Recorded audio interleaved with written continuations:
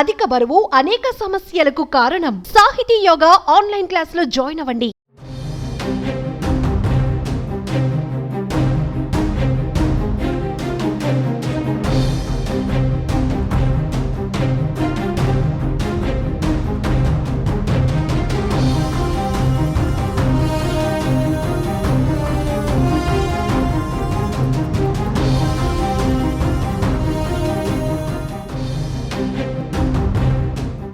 హైదరాబాద్ లో భారీ పేలుళ్లకు పన్నిన కుట్రను తెలంగాణ ఇంటెలిజెన్స్ భగ్నం చేసింది.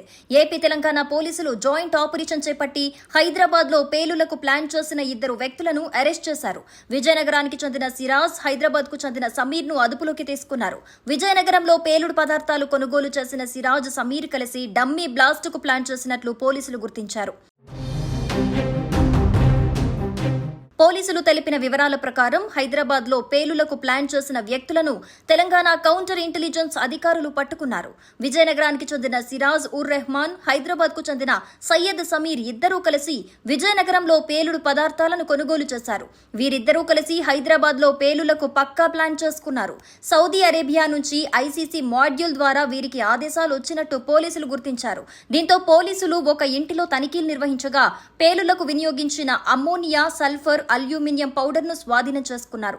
వారిని అరెస్ట్ చేశారు. ఇరువురిని కోర్టులో హాజరుపరచనున్నట్లుగా తెలిపారు.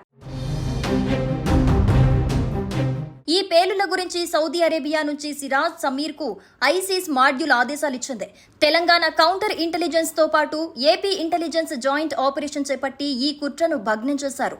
సరిహద్దుల్లో పాకిస్తాన్తో ఉద్రిక్తతల వేళ దాదాపు 1 కోటి మంది జనాభా నివసించే హైదరాబాద్ లో పేలులకు కుట్ర పన్నటం సంచలనంగా మారింది. ఇంటెలిజెన్స్ అధికారుల అప్రమత్తత వల్ల పెను ప్రమాదం తప్పింది.